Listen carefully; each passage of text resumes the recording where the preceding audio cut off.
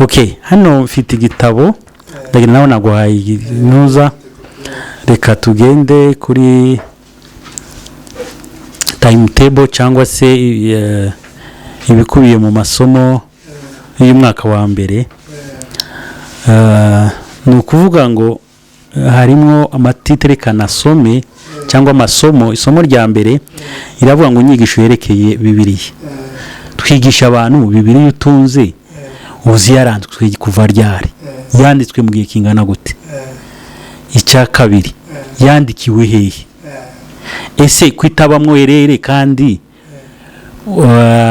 yaranditswe mu gihe kinini, yarandikwe mu migabane itatu irenze ibiri itatu, ikandikwa n'abantu b'abami n'abarobyi na rubanda rugufi, ikandikwa n'abantu barenze 40 bafite level zitandukanye, kubera iki batanyuranyije batikontredije ubwabo.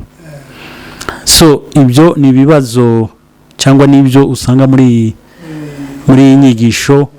Harimo ibintu byinshi, tukwigisha kuri level ya certificate titwinjira cyane, ariko iyo ukomeje muri diploma, muri degree, bakwigisha impamvu ibyo bitabo babishize hamwe, canonification.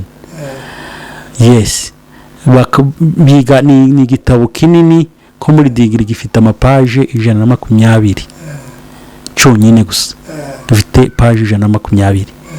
So inyigisho yerekeye Imana ushobora gukuramo ibintu bigeza kuri 4 cyangwa 5.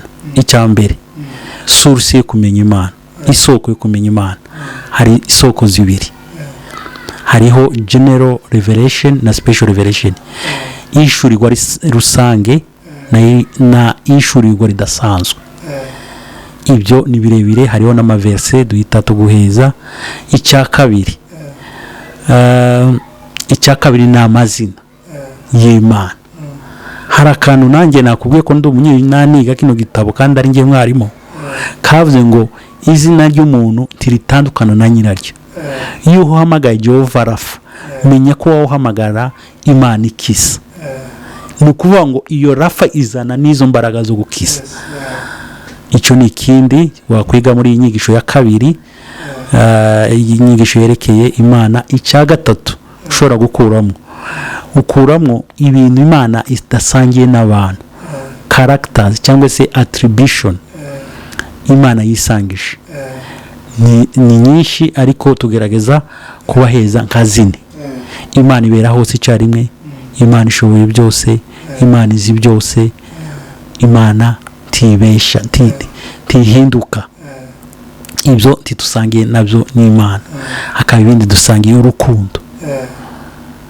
urukundo, imbabazi, kugira neza. Ibyo tubisangiye n'Imana, niho tubikomora, niyo source nubona umuntu ugira neza. Naje gutangazwa n'ikintu iki cy'ubucamanza, nuko Imana itarenganya. Niyo mpamvu abantu nabo bagira ubucamanza. Icyo ni ikintu yaduhaye, ariko tugishira muri institution gutyo kugira ngo kibashe kuturenganura. Icya gatatu aricyo icya kane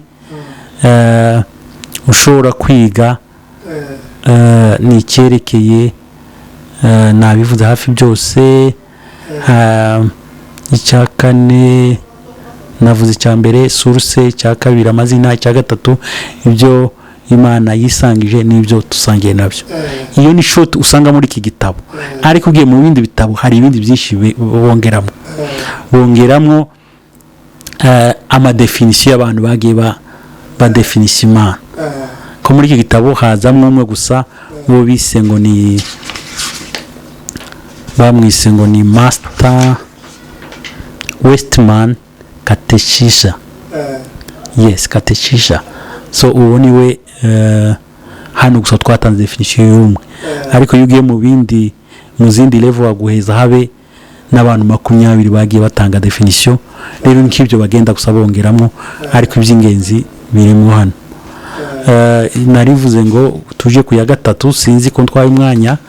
Ya gatatu twiga inyigisho yerekeye yerekeye imana mwana, iyo ni yerekeye Yesu. Izi ni doctrine bise ngo ni systematic theology. Mu Cyongereza hariho doctrine, Bible doctrine, hariho God doctrine, hariho doctrine of Christ cyangwa se Christ doctrine. Ni nyinshi gutyo zigakomeza kugeza kuri eschatology, ecclesiology, saintiology. Izo zose natwe twarazizanye hano ariko mu buryo buri short, buri summary. Rero inyigisho yerekeye imana mwana ni byinshi wiga, ni byinshi wiga. Wiga Yesu ukamumenya, yes, ukamumenya kwivuka uko navuga gutera incarnation mu Kinyarwanda sinzi. Rero mu bintu bikeya duhita tuvuga hejuru ya Yesu, tuvuga ko yari umuntu 100% kandi yari Imana 100%, kuko hariho factors. Icya gatatu tuvuga ko yari umuhanuzi, yari umutambyi, yari n'umwana. Ibyo nibyo bigize kibirimwe muri iki gitabo no muri Harvest University ndetse no muri ya mediation, aho twahuguwe hejuru ibintu bya mediation. So rero iki kigo nigiyeho bampaye ubwo bushobozi, si ikigo canje kuko ubonye breakthrough bampaye kuba lecture. Rero abangaba ndetse n'uno munsi twahuye namwe kare, twari kumwe n'umwarimu noza principal n'icyo kigo, yaraje kugifungura ku mugaragaro. Niyo mpamvu mwatinze na n'abatumiye kare kugira ngo mwereke abantu ibyo birori byo kugifungura ku mugaragaro. So kuvuga ngo si ikigo cyanjye, ahubwo ni ikigo cy'Abanyakenya cyangwa se ni ikigo kiri international, kiri mu bihugu 72. Murakaze neza bavandimwe bafana bacu cyangwa se abadukurikira kuri Repentance Leadership. Mu kiganiro cyacu cy'uyu munsi twageze umugisha wo kwakira umukozi w'Imana, araza kubibwira hanyuma tuze kumuganiriza mu bijanye n'ibikorwa twamusanzemwo by'iwayoboye, kugira ngo tuze kunguka byinshi cyangwa se kumenya byinshi ku bijanye n'ibyo bikorwa. Murakaze neza rwose kugira ngo tuze kubana. Murakoze cyane.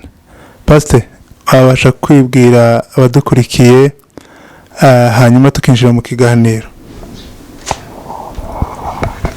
Murakoze cyane Importance Leadership.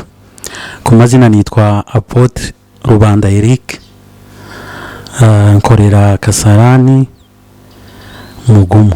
Murakoze cyane. Apotre yarakoze cyane. Hanyuma rero tugiye kwinjira mu kiganiro nyirizina. Ikiganiro cyacu tugiye kuganira ku bikorwa twamusanzemwo by'ishuri. Hari ishuri twasanze abereye umuyobozi, nubwo twasanze abanyeshuri bamaze kugenda, ariko tugira amahirwe yo kubona Apotre kandi n'uyiyoboye. Hanyuma Apotre, igitekerezo cyo gutangirira ishuri cyavuye he? Kugeza aho gishize mu bikorwa byagenze gute kugira ngo ugire uwo mutwaro wo gutangira ishuri, kandi ni rimwe mu mashuri akenewe twavuga ku rwego rw'isi? Murakoze cyane. Igitekerezo cyavuye kure, igitekerezo kimaranye iminsi, ndetse nabanje no kugitangira. Nabanje gutangira ishuri hari umwaka wa 2022, umwaka wa urangira. Twaricaye n'undi mugabo bita Manase, ni umwarimu we wa theology wari ufite experience, niwe nari nisunze icyo gihe. Turatangira ariko tuza kubura abanyeshuri, dusanga tubivuyemo, ariko ngewe binkomeza kumbamwo. Rero habaye mu minsi ishize turamara igihe nko mu kwezi kwa gatandatu, hari ibitabo nari mfite mbiheza abantu barabisoma, ariko babingare barambwira ngo ntabwo babashe kubyumva, ndetse umwe n'umupasiteri dukorana nabimutije, ndetse biri no mu rurimi rwacu rw'ikinyarwanda cyangwa se rw'ikinyamurenge, ariko ntibabasha kubyumva neza. Babisaba ko nabibasobanurira kuko baragisomye, umwe yakimaranye amezi 7.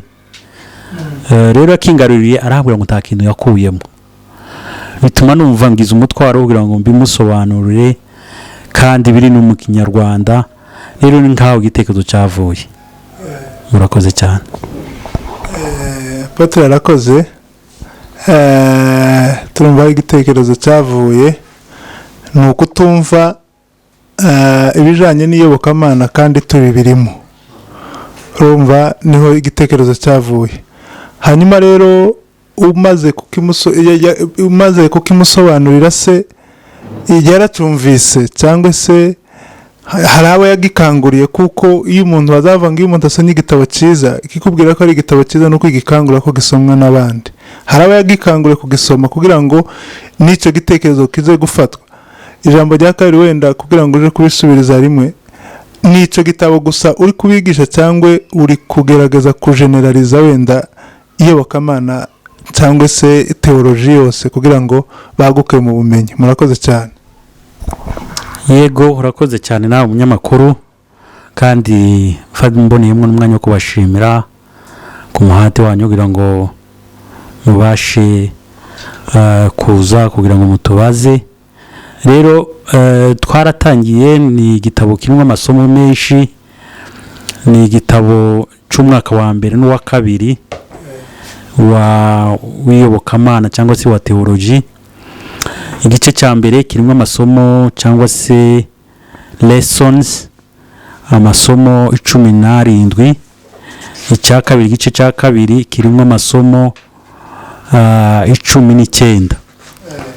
Rero twaratangiye tugeze ku isomo rya kabiri.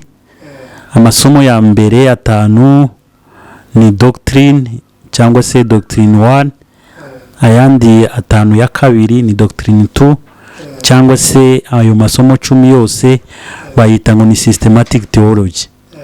Ariko noneho hari mu kinyarwanda, ni igitabo cyateguwe kwigishwa certificate na diplome.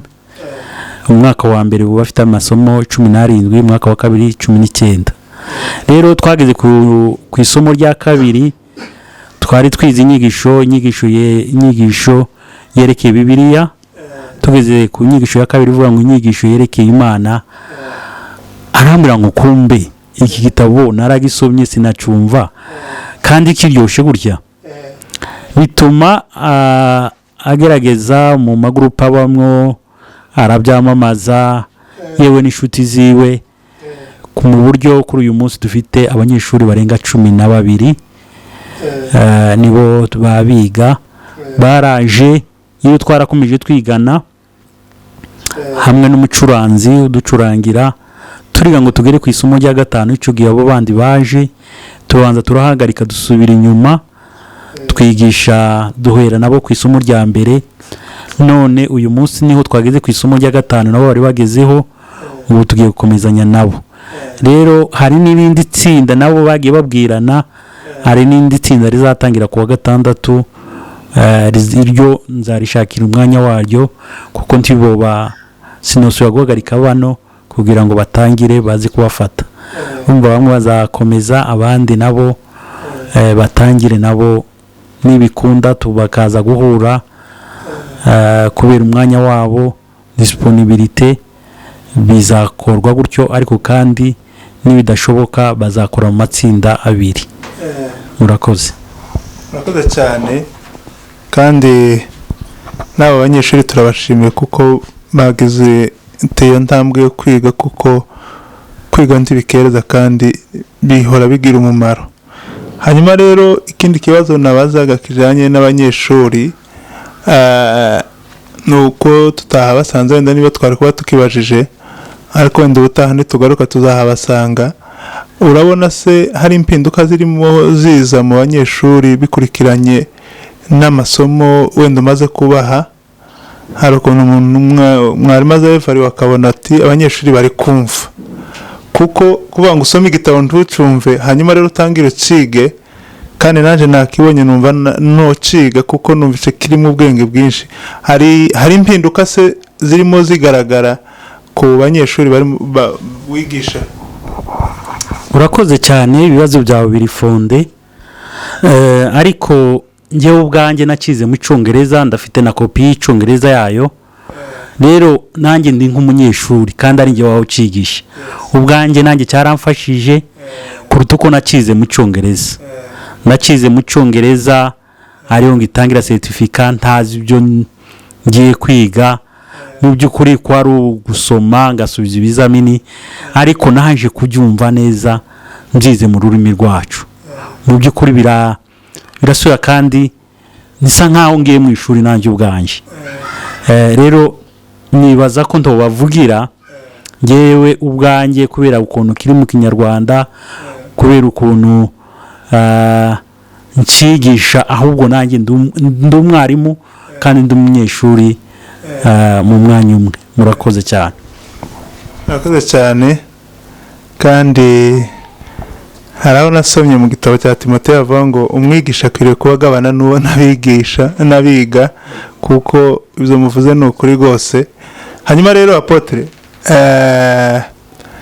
ibijanye n'amashuri cyangwa se n'ibijanye n'iyobokamana muri rusange, ureba mu bwoko bwacyo batabyitabira, ukabona dukuriye mu gisirimba, duhise tuba pasiteri, duhise dukomereza iyo imirimo y'Imana tukakomereza iyo gutyo tutize.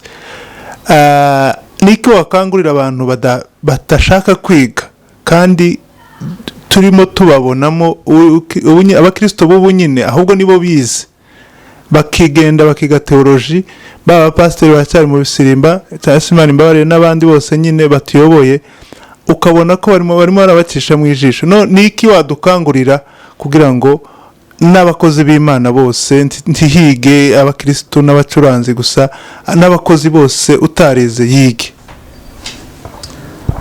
Urakoze. Icyo kibazo kirasa nkaho kigoyemo bukeya, ariko ndagerageza uko nshoboye kugira ngo ngisubize.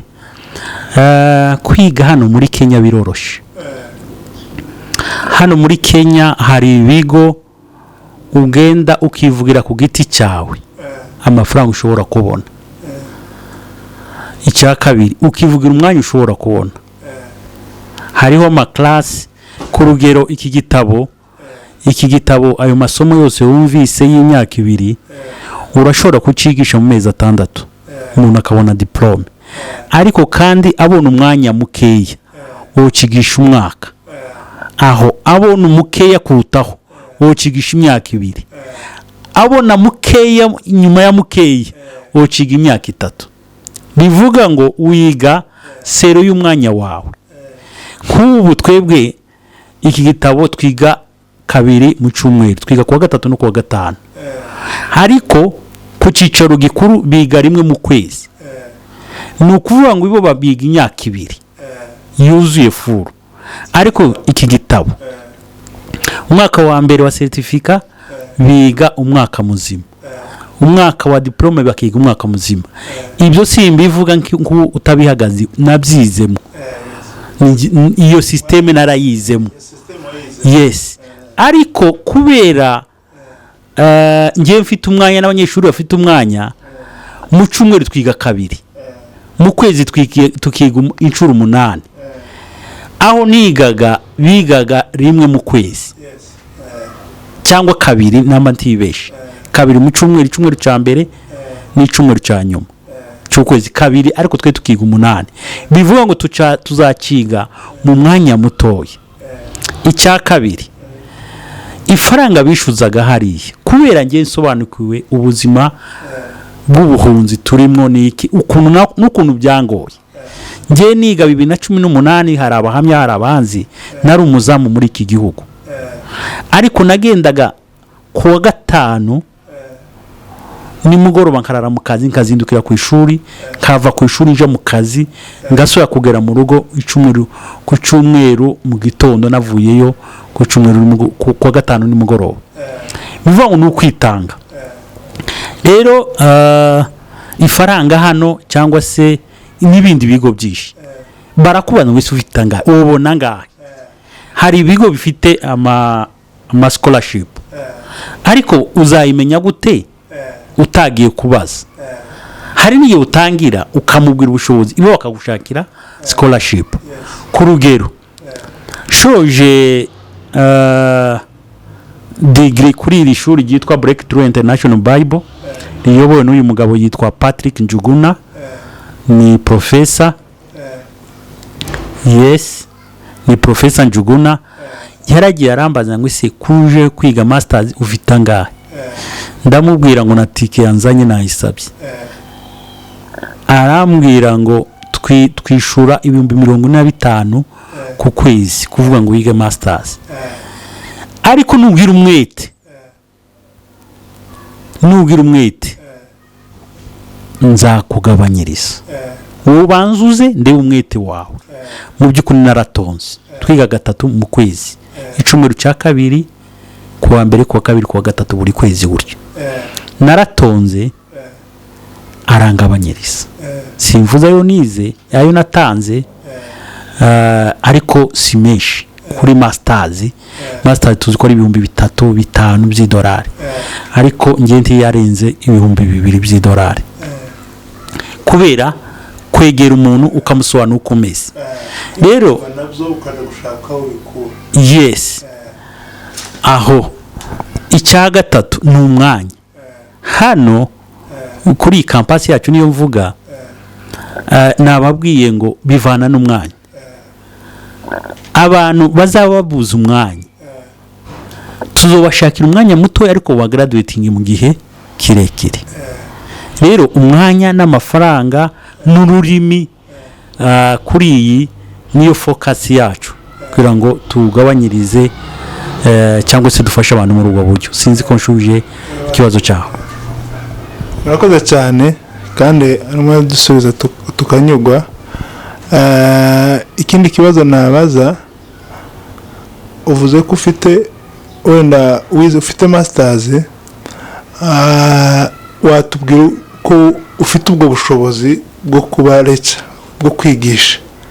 Wenda nimba utubwira ko wize theology uhereye muri lisansi ukayikomeza muri masters, wenda naho ugeze nimba ukirimo wiga cyangwa se nimba warasoje, watubwira kugira ngo hari bimwe umuntu atinya kuvuga kubera ubwoko bwacu. Abantu bavuga ngo uriya muntu arirata, uriya muntu ko akunda kuvuga ibintu, kuko mbivuze kenshi kuri social media. Ariko narize muri iki gihugu, mbabwiye ko natangiye certificate bingoye, ariko narakomeje. Ariko kandi si yo mashuri yonyine nize, ntabwo nize gusa iyobokamana cyangwa theology. Nize licence, mfite licence muri informatique, muri ibintu bya software, byo kudevelopa ama software. So ibyo nibyo nigiye, nibyo mfite muri licence. Icya kabiri naje kwiga theology, ndiga ngo ngere muri licence, mbanza masters nayifashe ya mbere. Masters ya mbere nayifashe muri counseling psychology. Counseling psychology, hanyuma ndakomeza mfata n'indi muri theology. Ubu ngubu ndi muri doctora. Muri doctora ariko nakomeje ya indi ya mbere ya counseling psychology. So nize na mediation, na course ya mediation. Sinzi ko hari aho ihurira. Mfite diploma muri mediation, professional mediation. Icya kabiri n'ubu ndakomeje, kubiye ko naniga doctora muri Breakthrough International. Iyi ngiyi nanone muri Breakthrough niho niga doctora. Harvest University kiga degree muri leadership. Nkaba hari ikigo cyitwa Well of Wisdom Bible University. Twaduhugurwa kugira ngo tuzabone amadoktora honorifique. N'ejo kuwa kane dufite inama yo gutegura ibyo. So ibyo byose ni ibintu nagiye niga.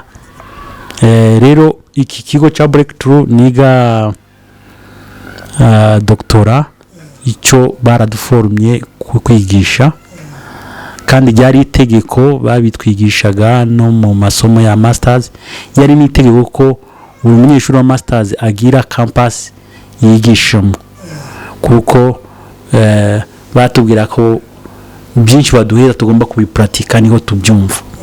Rero nicyo gihe nafunguye ishuri, mbura abanyeshuri mbivamo, ndababwira ko nagerageje ariko nabuze abanyeshuri. Rero ni ukuvuga ngo mfite icyo nakwita bayita ngo ni certificate in theological studies yo kwigisha noneho. Yes, I'm a lecturer wemewe muri Kenya. Icya kabiri ndetse mfite n'ama card, iyi ni card ya staff card as a lecturer muri Breakthrough International Bible University. Rero ndumva sinzi ko nsubije ikibazo cyawe, narabyigiye. Yes, mfite masters zibiri, imwe muri theology, indi muri counseling psychology, n'izi bintu bya mediation, n'ize formation yo kwigisha. N'ubu dufite amahugurwa mu kwa 9 tariki 16 kugera kuri 26, nanone bakomeza kuduhugura hejuru yo kwigisha. Murakoze cyane. Murakoze cyane. Wenda turimo tugana ku musozo w'ibibazo bijanye n'ishuri.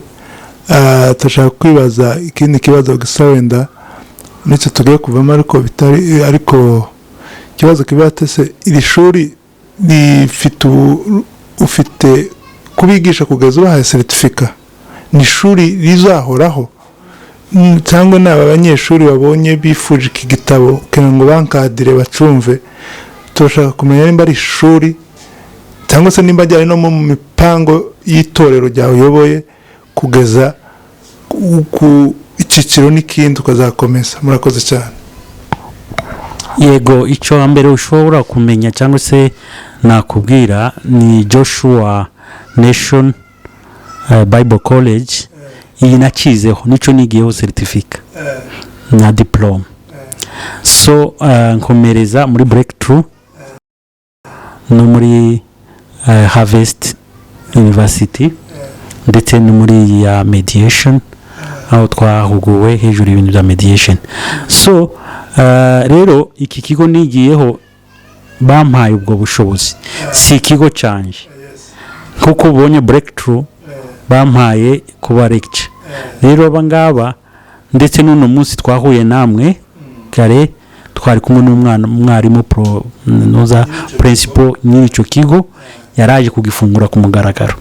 Niyo mpamvu mwatinze na n'abatumiye kare kugira ngo mwereke abantu ibyo birori byo kugifungura ku mugaragaro. So kuvuga ngo si ikigo cyanjye, ahubwo ni ikigo cy'abanyakenya cyangwa se ni ikigo kiri international, kiri mu bihugu 72 ku isi.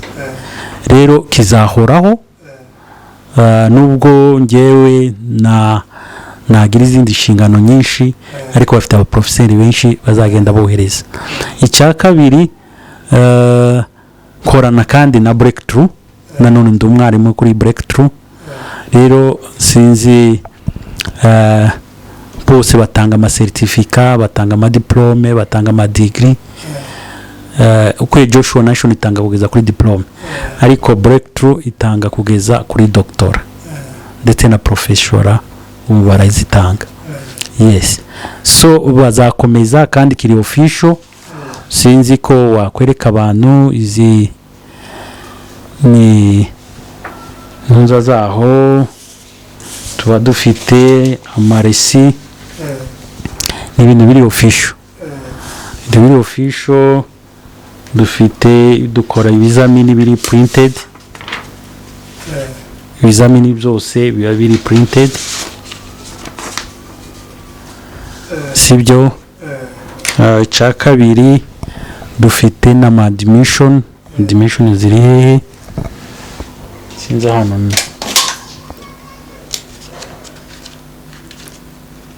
Yes, dufite na admission yaho, nibo baza kubikora cyangwa se nibo babitwohereza. Mbese ifite icyicaro Rongaye. Murakoze. cyane. ndetse akantu kumbwiraho dukorana n'abandi b'abanyamurenge, hari abandi barimu dukorana, ntabwo ndi umwarimu njyenyine. Murakoze cyane. Hanyuma kubera ko twahuye na mwarimu kandi n'igitabo wenda mwarimu akaba acumva cyane, watubwira kuri imwe muri chapitre gusa cyangwa se amasomo agize icyo gitabo, ukayitubwiraho ku ncamake gusa gato gusa, nubwo wenda wavuga title yayo gato gusa nko mu minota 2 kugira ngo dukangurira abantu kuza kwiga no gusobanukirwa ayo masomo ari muri icyo gitabo. Okay, waretse tukazakikora icyo ngicyo twatwigisha ukazafata kuko kwigisha. Okay, hano mfite igitabo ndagira nawe naguhaye nuza, reka tugende kuri timetable cyangwa se ibikubiye mu masomo y'umwaka wa mbere. Ni ukuvuga ngo harimo amatitre kanasome cyangwa amasomo. Isomo rya mbere iravuga ngo inyigisho yerekeye Bibiliya. Twigisha abantu Bibiliya utunze uzi yaranditswe kuva ryari, yanditswe mu gihe kingana gute. Icya kabiri, yandikiwe hehe, ese kwitabamwo erere kandi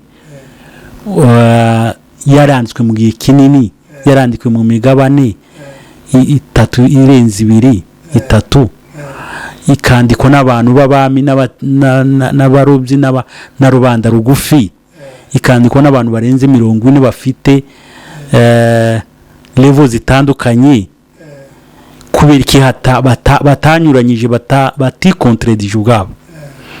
So ibyo ni ibibazo cyangwa n'ibyo usanga muri inyigisho. Harimo ibintu byinshi, tukwigisha kuri level ya certificate titwinjira cyane, ariko iyo ukomeje muri diploma, muri degree, bakwigisha impamvu ibyo bitabo babishize hamwe, canonification. Yes, biga ni igitabo kinini ko muri degree gifite amapaje 120 cyonyine gusa, dufite paje 120. So inyigisho yerekeye Imana ushobora gukuramo ibintu bigeza kuri 4 cyangwa 5. Icya mbere, source yo kumenya Imana, isoko yo kumenya Imana. Hari isoko 2, hariho general revelation na special revelation. Ishurirwa rusange na ishurirwa ridasanzwe. Ibyo ni birebire, hariho n'amaverse duhita tuguheza. Icya kabiri ni amazina y'Imana. Hari akantu nanjye nakubwiye ko ndi umunyaniga kino gitabo kandi ari ngiye mwarimu, kavuze ngo izina ry'umuntu tiritandukana na nyiraryo. Iyo uhamagaye Jehova Rafa, menya ko wawuhamagara Imana ikisa. Ni ukuvuga ngo iyo Rafa izana n'izo mbaraga zo gukisa. Icyo ni ikindi wakwiga muri iyi nyigisho ya kabiri, iyi nyigisho yerekeye Imana. Icya gatatu ushobora gukuramo ibintu Imana idasangiye n'abantu, characters cyangwa se attribution Imana yisangije. Ni nyinshi ariko tugerageza kubaheza nka 4. Imana ibera hose icyarimwe, Imana ishoboye byose, Imana izi byose, Imana tibesha, tihinduka. Ibyo titusangiye nabyo ni Imana. Hakaba ibindi dusangiye urukundo, imbabazi, kugira neza. Ibyo tubisangiye n'Imana, niho tubikomora, niyo source yibi. Nubona umuntu ugira neza, naje gutangazwa n'ikintu iki cy'ubucamanza, nuko Imana itarenganya. Niyo mpamvu abantu nabo bagira ubucamanza. Icyo ni ikintu yaduhaye, ariko tugishira muri institution gutyo kugira ngo kibashe kuturenganura. Icya gatatu aricyo icya kane ushobora kwiga ni icyerekeye, nabivuze hafi byose.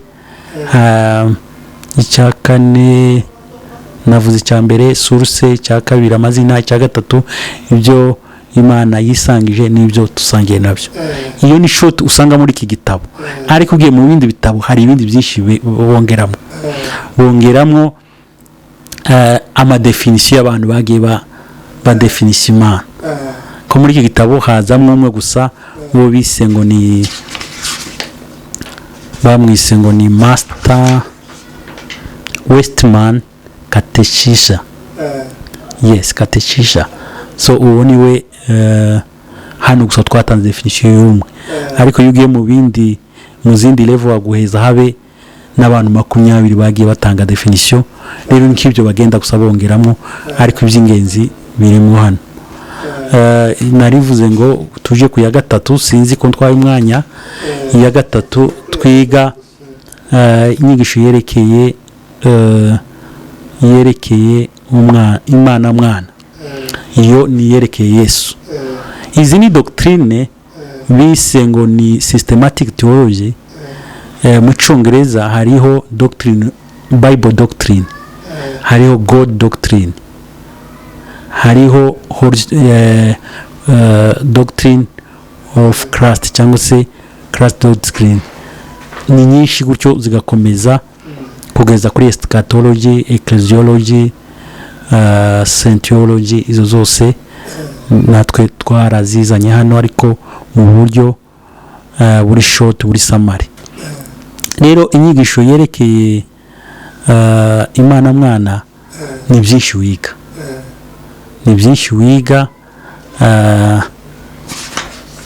wiga Yesu ukamumenya. Yes, ukamumenya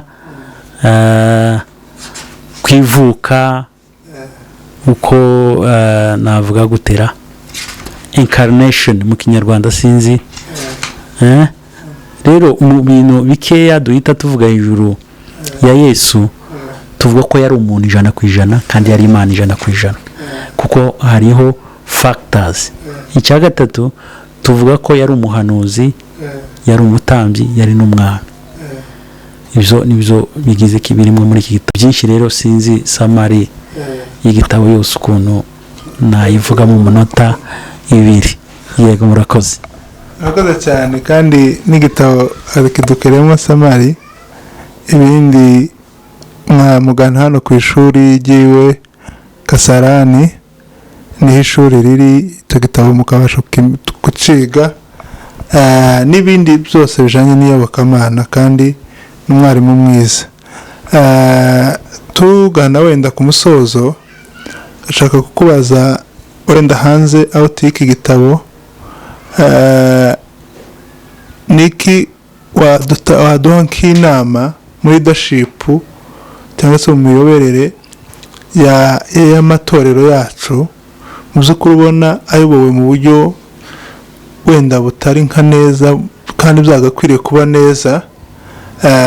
Ni ihe nama waheza abo bantu nyine batuyoboreye amakanisa, kugira ngo wenda leadership yimakare mu matorero yacu? Murakoze.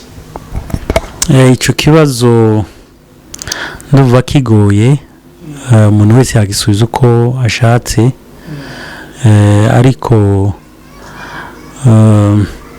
tarakijaho hari igitabo kindi tutavuzeho nanditse nshaka ko abantu bagura, abantu bumva Icyongereza cyane. Mfite igitabo kivuga ngo ni Biblical Approach in Counseling for the Church Leaders in the 21st century. So iki gitabo niyo wacyanditse, gifite page hafi page 260, kirimo amasomo 10, kirimo amasomo ya counseling, kirimo amasomo hejuru ya leadership, kirimo amasomo hejuru ya theology, harimo amasomo 30, kandi ifite n'ibibazo byabyo. Ushatse kubyiga naguheza ukaguheza n'ibibazo, ugasoma ukagerageza kumva no gusubiza. Rero kuko ubona title harimo leadership, church leaders. Yes, what every church leader need to know. Narabivuzemo ariko kandi churches zose ziba zifite doctrine zacu, ziba zifite imiyoborere yacu, ziba zifite church government yacu, ziba zifite icyo bise constitution cyangwa se laws zibigavana. Rero sinakwinjira muri ibyo gusa ku bantu badafite constitution cyangwa se amalaws agenga amahame agenga amatorero kugira ngo babashe kuyashira mu bikorwa. Abo nibo nogira inama kugira ngo bagire amahame y'itorero cyangwa se bagenderaho bibafasha gukora mu murongo. Sinzi ko ngisubije kuko ejo bundi twari mu nama mu pastor umwe aravuga ngo abakristo cyangwa se hari abakristo biba bamubwiye ko bagiye mu gitaramo cya ministeri runaka. Rero bamubwira nawe yatangaje ikindi giterane, baramubwira ati tuboneka dufite ibindi biterane tugiyemo. Urumva batamubwiye kuko urumva nta bamubwiye nyine yes nta mateko yaba yararashize. Undi aje kumusubiza aramubwira ngo iwe undi mupatsi twari kumwe aramubwira ngo iwe niwe president ngo buri departement. Rero ngo nta makosa yobamwo ngo kuko iwe niwe president w'iyo tsinda, ngo impamvu wowe nuko bafite ubuyobozi bwabo bagakora ibyawe iriya wowe ntibakumenyeshe. Rero bivuga ngo umwe afite leadership uko yayiteguye, undi nawe afite uko yayiteguye. Rero kiragoye gusubiza ariko nuko numva nabivuga. Abantu nibagire amahame, amadoctrine, amaprincipe y'amatorero y'amaministeri kugira ngo bafashe kugavaninga izo ministeri cyangwa churches. Numvaga sinzi ko nashubije nguko wabajije. Murakoze cyane nuko twabajije. Urumva muvuze yuko abantu bakwiriye kwishiriraho amahame yabo cyangwa se gahunda z'itorero ko zigomba kuba zubaka isi. Dusoza dushaka kubaza ikibazo wenda kiri hano hanze, navuga ngo ni hano hanze ku muhanda. Abakristo basa n'abafite ku nyigisho z'ubutumwa bwiza zarushaho zizamo wenda kuko nibo bisobanukiye neza, numvisha ubu nabivuga harimo doctrine zimwe zisa n'iziyobya abantu wenda ku rugero bakavuga ngo twaracunguwe, mushake mukora ibyaha, mugire gute, ibi n'ibi ntibikiri ngombwa, n'ibi. Izo nyigisho zikaba mu bakristo ariko tugategereza ko wenda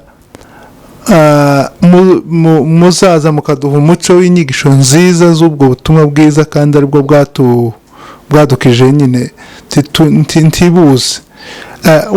Waduha nk'umuco wenda bijanye n'ubwo butumwa bwiza n'izo doctrine numvishe ubizimo cyane. Murakoze cyane.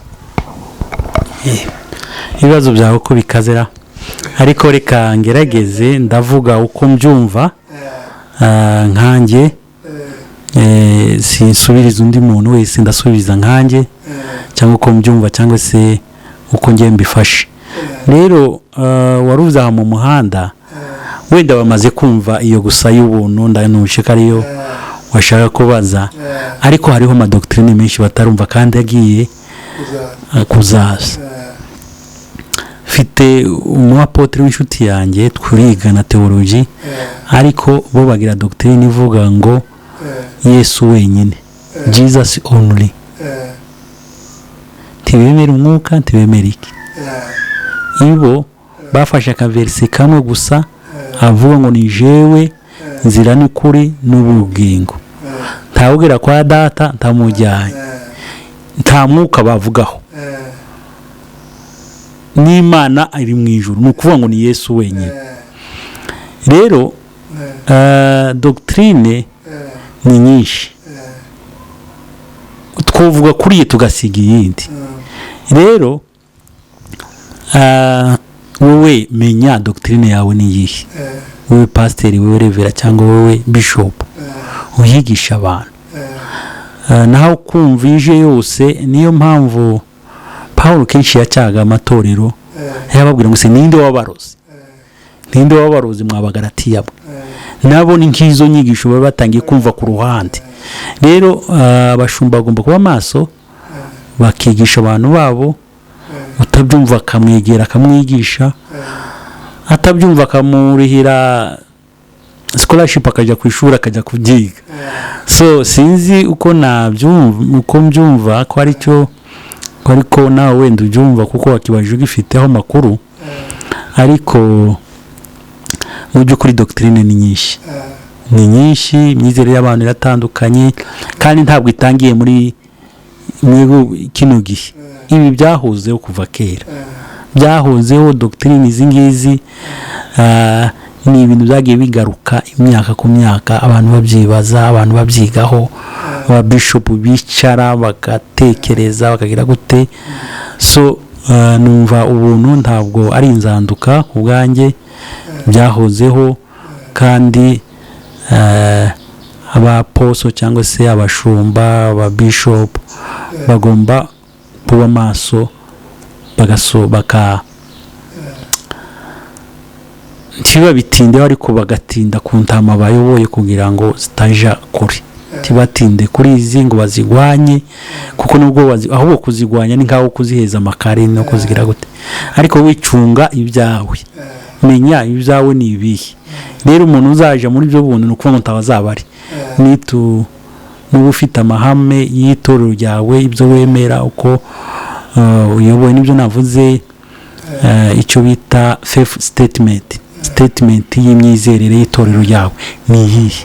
iyo niyo wigishe, niyo bagomba gufata.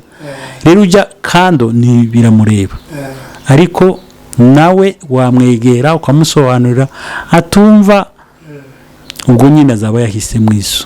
murakoze cyane, kandi muradusobanuriye neza cyane kuri iki kibazo. ubwo abantu bakwiriye kwishyiraho amahame kandi nyine nuko bashumba intama. hanyuma dusoza, turakangurira abantu kuzaza kwiga ku ishuri. ni ishuri ryiza. sinzi ko wenda hari icyo watubwira cya nyuma kugira ngo tuze gusoza. murakoze. So reka mfate uyu mwanya mbashimire, nshimire umunyamakuru ndetse n'umukameramani. twaraganiriye ku cyumweru gusa, niyo twaganiriye. ndavuga ngo waje kwiga, arambwira ngo ahubwo binsobanurire. ndagusobanura gute utaje ngo twicare nyine mbikwereke kuri office? arambwira ahubwo nzaza, kandi burya ndi n'umunyamakuru, nzaza nzanye na kamera ubimbwire neza unabibwira abantu. nuko twavuganye, ndabona yabyubahirije kandi wagize neza, ndagira urabyumvise. icyo nabwira abantu ni opportunity, ni ukuganya opportunity. icyo ni kimwe. icya kabiri ni ukujera umwanya neza. time is money. ni ukuvuga ngo opportunity zirahari, ariko abantu nibo babuze. Bwana sifiwe. icya gatatu, nta kintu gihenze iyo ugishaka.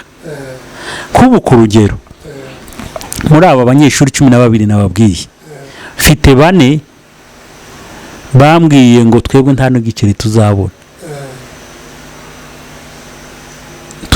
ntuwitega amafaranga. ndababwira ngo muzangenera yo muzabona, ariko ntimuzigira ubusa.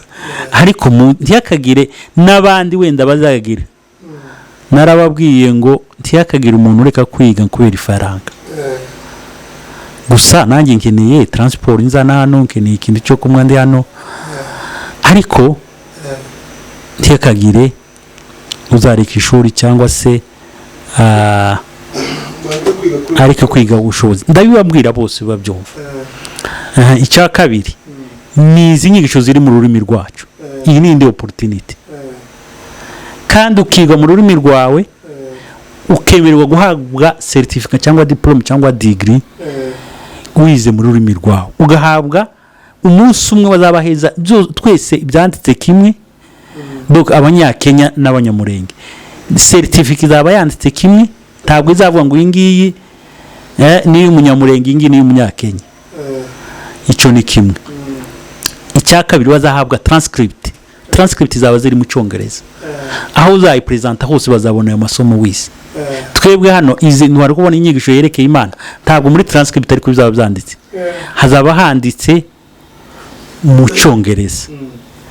Icya kabiri wenda icya gatatu, n'umuntu utazi gusoma no kwandika yo kwiga akumva explication yagera igihe cya exam akazambwira ngo kuko ibibazo byacu hafi byinshi biba biri vrai ou faux, nkamusomera akambwira ngo gira vrai ya secret.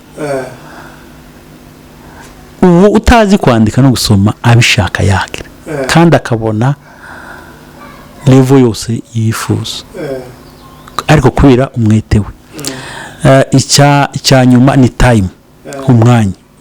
Nibyo nabimbuye ngo opportunity no kujera umwanya wawe ni ibintu bibiri bikenewe muri iyi si. Hari abantu biga kuwa mbere, biga kuwa gatatu no kuwa gatanu, saa 3 kugeza saa 9.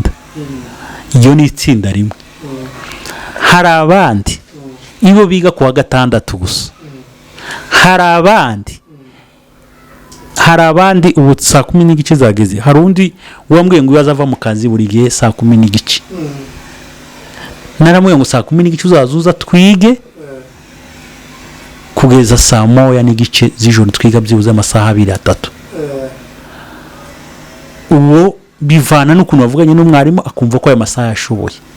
Rero ngewe mba mpari kandi nawe ko dukorana n'abandi, umunsi nafatiriwe bagenzi banjye barakomereza aho twari tugeze. So nicyo numva navuga kuri iri shuri, si ukuvuga ngo tuzatanga fake document kubera twigishije mu rurimi rwacu, cyangwa se twigishije umwanya mutoya cyangwa munini cyangwa umwanya w'umugoroba cyangwa iki. Icya gatatu, amafaranga. Professor yari hano ariko babwira ngo level ya certificate ni 20,000 iwiwe rongaye. Hano Kasarani na diploma ni 20,000, izo ni 40. Ariko ngewe nababwiye level zombi 12,000 havuye ngahe hafi 28. Nayo ndababwira ngo si itegeko, uzazana uko ufite. Nayo numbwira ngo ufite igihumbi cya buri kwezi cyangwa cya sero yuko ufite, yes, uganira nanjye umunyeshuri ku giti cye, ntabwo mbifatira rusange. Yes, ari nacyo navuga kuri iyi kamera. Umuntu wumva ushaka gusapotinga iri shuri, kwishurira abo ngabo bana ni badafite ubwo bushobozi ari kugira ngo bige, umva nge nitanze. Ariko nanjye mbonye abafasha bazaca umugani ngo ijana ntijyanga mu rindi. Rero mwene data mu bisakaza, umuntu wumva yufasha bano bantu cyangwa yatera inkunga rino shuri, yaritera inkunga, kuko urumva ngewe nitanze. Kuvuge mu 12 ni no school fees. Abandi hafi 4 bagiye munsi y'ibizo 12 nababwiye. Abandi 3 ibo baravuga ngo tuzagerageza turebe. So urumva ico kintu nacyo kifaranga. Ubwo hari n'ahandi mu banyakenya bugenda bakavuga ngo uri uko refugee, mvuze sinzi ko umasaha yagiye certificate cyo giwiwe 2018 yatwishyuzaga 15,000, ariko impunzi akaduca 5 ico gihe kuri certificate. Diplome yari 20 ariko yaduciye 8 refugee. bishoboka ko hari aho ahandi wonegosya bakaje no munsi yayo, ariko abantu nibagire intambwe yo gushakisha, yo gukunda ibintu, yo kumva babishaka. Iyo ushaka ikintu byanga bikunda urakigeraho. Yes, ndumva ari cyo. Saba abaterankunga, umuntu wese ufite icyo yasapotinga, kuko biba bigoye umwarimu kuvuga ngo atonde iyo minsi yose mwabyumvishije. Hari abo tuharanja sero yo masaha yabo nawe ukagira, ni ukuvuga ngo aje kuwa gatatu mba nageze hano saa 3 ntaho izindi saa 3 z'ijoro. So hakenewe ubushobozi. So rero mbwira abantu badukurikiranye, wagira icyo afasha rwose ni karibu, imiryango irafungutse. Murakoze cyane. Hanyuma dusoza, watubwira adresse aho ishuri ryawe riri, cyangwa se n'uburyo wagukenera yakubonamo, ibyo byose ndavuga nka nimero, kugira ngo bizaze korohera uzabyifuza kukugana. Murakoze cyane. Urakoze cyane. Ngewe n'uyu mwarimu nari musabye ko tubana, arambwira ngo rero ngewe profesa mukuru niza ndagutwara abanyeshuri, ariko icyo si cyo ngendereyeho. Adresse ya hano dukorera Mugumu, hafi y'ishuri bita Green River. Ku bahazi batuye Mugumu, ni munsi yaho gatoya niho duhafite itorero. Rero twigira muri sare y'itorero, n'abandi mbigishiriza muri ofisi y'abari bangahe. Icya kabiri, iri shuri rikorera Rongayi mu itorero bita Foursquare ya Rongayi. Nomero ziwe nazibaheza za mwarimu, niza breakthrough nazo nazibaheza, cyangwa se bagafata izanjye nkabayoborayo aho washaka kwigira. Aho washaka kwigira hose, simpaka ngo wigire hano. Icyo ngiye mfitiye umutwaro cyangwa nifuza nuko abantu biga, suko bangana. Oya, n'ibindi bigo imba ku kigo bacita ngo ni ikigo mpuzama, mbese ni groupe mpuza bigo bya teoloji hano muri Kenya. Harimo hafi ibigo bigera muri 50. Urwo rubuga ndubaho, n'uwo ushaka ikindi uretse muri bivuze akambwira ngo ndangira ikindi kigo, namuheza numero z'umuyobozi w'icyo kigo bakadiringa iyo ngiyo. Icyo numva ari uko nakivuga. Nomero zanjye ni 07 90 660 90 70. Mwareba uko. Yes, 07 90 60 90 70. Iyindi ya kabiri ni 07 5 45 7 Yes. Murakoze cyane, kandi namwe mwakoze kudukurikirana. Ikiganiro naho ubutaha noneho tuzaba turi mu ishuri. Imana ibaheze umugisha.